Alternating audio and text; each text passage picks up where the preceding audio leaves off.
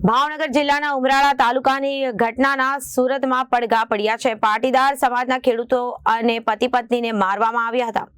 80 વર્ષના વયો વૃદ્ધ માતાના અભદ્ર ગાળો ભાંડીને કહ્યું હતું, તારા છોકરાને મારી નાખીશ, ભલે 20-25 વર્ષ જેલમાં રહેવું પડે, તારી જગ્યા હું જ વાપરીશ અને દસ્તાવેજો તારી રાખજે, તેમ કહીને દિવાલ તોડીને અંદર ઘૂસીને કબજો કરવામાં આવ્યો હતો। ભાવનગર જિલ્લાના ઉમરાળા તાલુકાની ઘટનાના સુરતમાં પડઘા જોવા મળ્યા હતા। પાટીદાર સમાજના ખેડૂત પતિ પત્નીએ મારવામાં આવ્યા હતા। 80 વર્ષના વયો વૃદ્ધ માતાનો અભદ્ર ગાળો ભાંડીને કહ્યું હતું, તારા છોકરાને મારી નાખીશ, ભલે 20-25 વર્ષ જેલમાં રહેવું પડે, તારી જગ્યા હું જ પરવરીશ, દસ્તાવેજ તારી રાખજે, તેમ કહીને દિવાલ તોડીને અંદર ઘૂસી કબજો કરવામાં આવ્યો હતો। સુરતમાં મીટિંગમાં ગામડાઓમાં રહેતા પાટીદાર વયો વૃદ્ધ વડીલો માટે કોમ્યુનિટી કિચન શરૂ કરવામાં આવ્યું છે અને દરેક ગામડાઓમાં સરકારી અથવા સર્વ ખર્ચે કેમેરાઓ મૂકવામાં આવ્યા છે। અસામાજિક તત્વો સામે કડક કાર્યવાહી કરવાની માંગ કરી છે।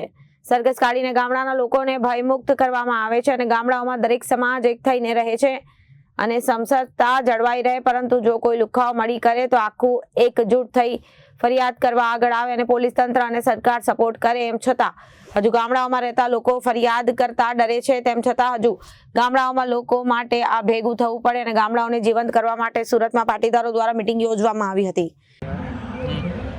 જય સરદાર।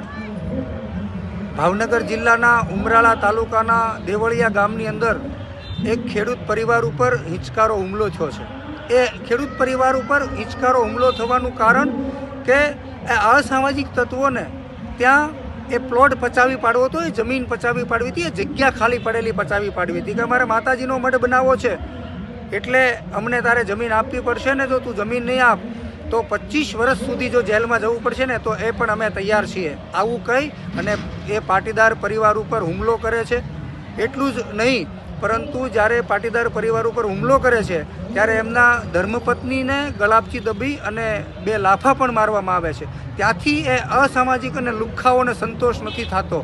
એ લુખ્ખાઓ 80 વર્ષના વયોવૃદ્ધ માતાને જ્યારે અભદ્ર ભાષામાં જે ગાળો બોલે છે અને તારા છોકરાને મારી નાખીશ જો મને પ્લોટ નહીં આપે એવી ભાષામાં વાત કરે છે ને ડરામણી વાત કરે છે, ત્યારે ચોક્કસ આ પોલીસ તંત્ર અમને મદદ કરી રહ્યું છે। પોલીસ તંત્ર આટલી બધી મદદ કરતું હોવા છતાં ગામડાના લોકો ડરે છે। ત્યારે આજે સુરતની અંદર અમે પાટીદાર સેવા સંઘના નેજા હેઠળ મિટિંગ યોજી છે અને એ મિટિંગનો એક જ માત્ર હેતુ છે કે ગામડાઓને જીવંત કરવા।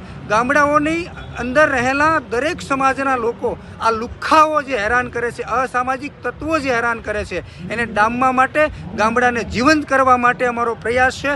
પોલીસ તંત્ર ખૂબ મદદ કરી રહી છે। ત્યારે મારી સૌને વિનંતી છે કે જ્યારે જ્યારે કોઈ પણ સમસ્યા ઊભી થાય, કોઈ પણ ગામડાની અંદર સમસ્યા ઊભી થાય ત્યારે એકજૂટ થઈ, દરેક સમાજ એકજૂટ થઈ કોઈ વૈમનસ્યતા ઊભી કરવાનું ને ઝેર જે ઉકસાવવાનું કામ કરતા હોય, જે ઝેર ભરવાનું કામ કરતા હોય, એ લોકોને ડામીને અસામાજિક લુખ્ખાઓ સામે એકજૂટ થઈને લડવું જોઈએ। જય સરદાર।